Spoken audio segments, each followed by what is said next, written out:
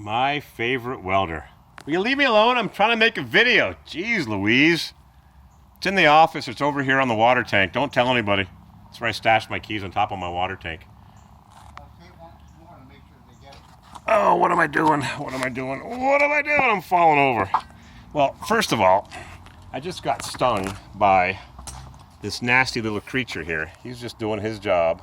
But I'm lying on my back, and all of a sudden I feel what felt like welding slag burning me. And this little bugger here, where is he? Let's see if I can figure out where to put my fingers. This little bugger landed on the back of my forearm. He stuck his little prod inside me. And let me tell you, he stuck his little thingamajiggy in me, and it hurt. If I treated females that way, I'd be out of business a long time ago. I don't know what this guy is, but he stuck his little scissors in me, like Edward Scissorhands. So after Mr. Stanley Crud plucked out his stinger from my arm right there, I sprayed it with some Windex. Crank that baby up! What I'm doing here is a repair that I've been thinking about, contemplating for a number of years. This spring perch has been loose on the frame right there. And trust me, baby, it's loose. Both sides, that one especially. See the rivet? See how nice my fluid film protected the frame after 10 winters? Yep. Just gotta put something on it. So I cleaned it all up with a grinder and a sharp screwdriver. And now I'm gonna commence to weld the spring perch to the bracket that holds the body mount to the rad support, or vice versa, and to the frame. And I also had Mr. Stanley Crud put a ORD, Off-Road Design, steering brace on, which triangulates the steering box support on the frame to the front cross member. You gotta drill that hole and file it. It's a bit of a chore, but it's gotta get done. And there's also one that goes on this side to complement the little GM one that had loose bolts. Yeah, those bolts were loose. I don't know where that one went. It's around. See the oil is sort of mismatched? That one was loose, so I tightened it up. And I don't know where that little corner reinforcement went. But what I'm going to do here is I'm going to turn on my good welder, which I've had for 1990, 30 years. Crank her up. Yep, 30 years. Bought it in 1989, lightly used. I'm going to put on my welding hood, and I'm going to put my ground strap on, and my welding hood just fell off, and I'm going to struggle. I've got a Bluetooth headset on, just a rinky-dink $10 Bluetooth. Let's see if this welds. Yep. And I'm going to weld this, and you're not going to watch the whole thing because it's boring. Plus I got the welding hood bearing down on my nose. So I'll just make a little smoke show here, a little sparky like July 4th, which is coming up. Happy July 4th. You can't watch it anyway because it's too bright. So I got my little Bluetooth on, I got the light on, it's killing my battery. I'm going to weld this up. I'm going to put you on pause, and we'll come back in a minute. We'll talk about fireworks. Safety starts with you. Sounds like an entertainment film or educational film. All right, weld number one. I'm just going to keep going around welding everything. I want to weld everything to everything. Safety starts with you.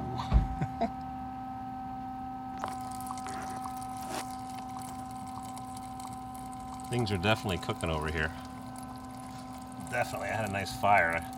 I blew on it, I huffed and I puffed, and I blew the fire out. That's a crappy weld. It's hard to clean the surface in there. I thought I cleaned it up well enough, but a little bit more welding to do. Not the neatest weld, but we'll fix her up.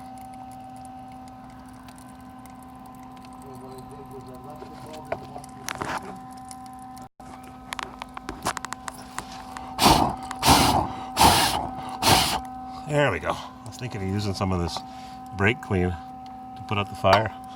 Might fan the flames. Well, it's not welding the best, but we'll figure it out. Got a lot of good smoke. Like a smoke show at Nick's Garage. You gotta subscribe. It's got some good merchandise. Got a great guy that puts together his videos, puts a lot of time into it. 30 hours for 30 minutes. It's a lot more than I put into it. I do 10 minutes for 10 minutes. There's no editing here. None. Zero. Ends up upside down. Too bad, so sad.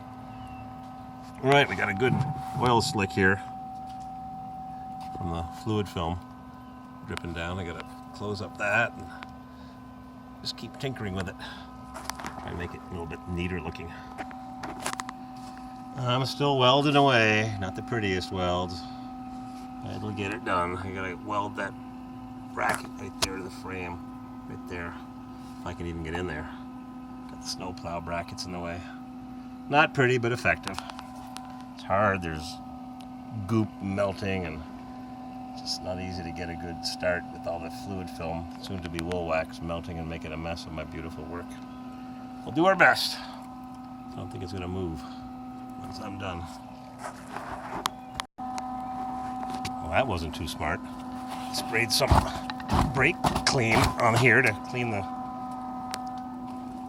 plastic off, and next thing you know, everything's raging on fire. I got my nice weld there. That's how fires start, boys and girls.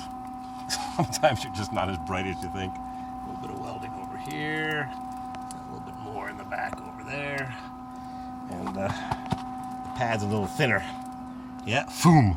Spraying brake clean, then making lots of sparks. Dumb. It's almost as dumb as a mouse going for a piece of marshmallow on a mouse trap. You want to see what happens when you do that?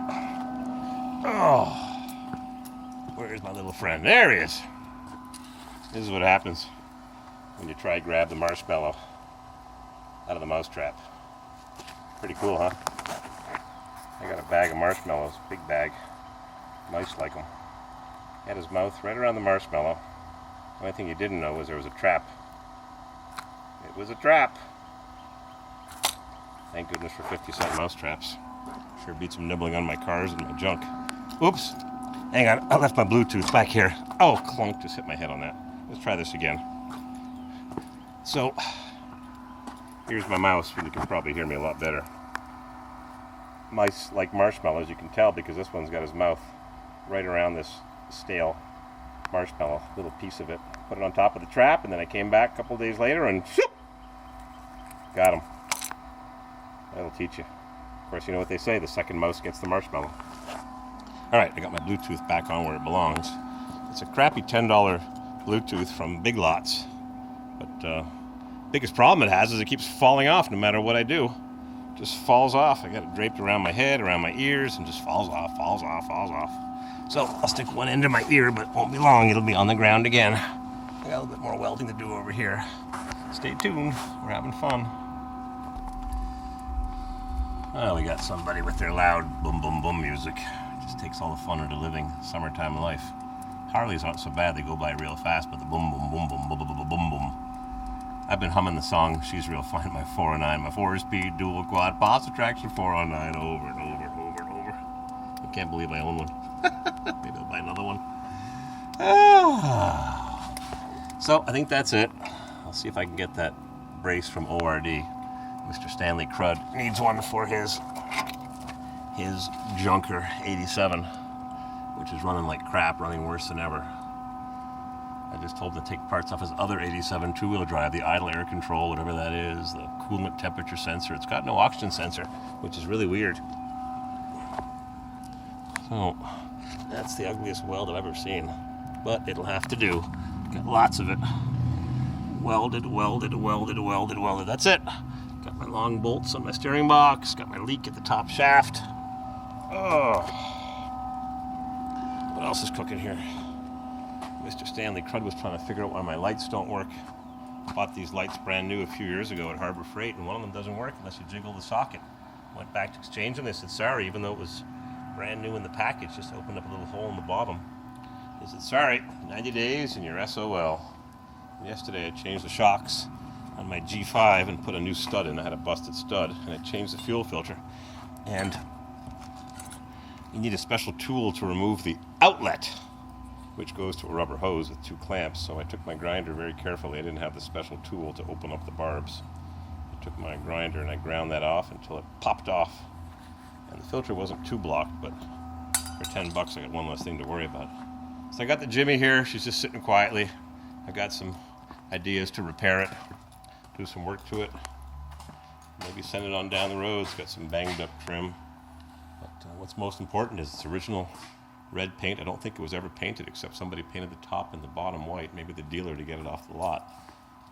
I gotta put new door hinge pins in and clean it up, and a little bit of, maybe a piece of metal trim here. I think LMC sells a piece of metal trim, some stainless steel to cover that up. Plus it gets rusty under there when the water collects, but this one has, whoop, a little bit of glass left over from the theft. Victim of theft recovered. What a nice truck. Sometimes you get lucky, sometimes you just buy too many. Diesel, Tornado. Well, here's a question for you.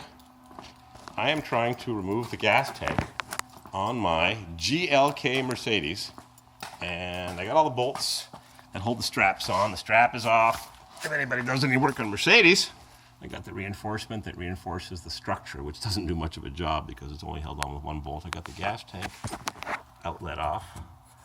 Didn't have much to gas in there, but the filler neck, how do you get the tank off?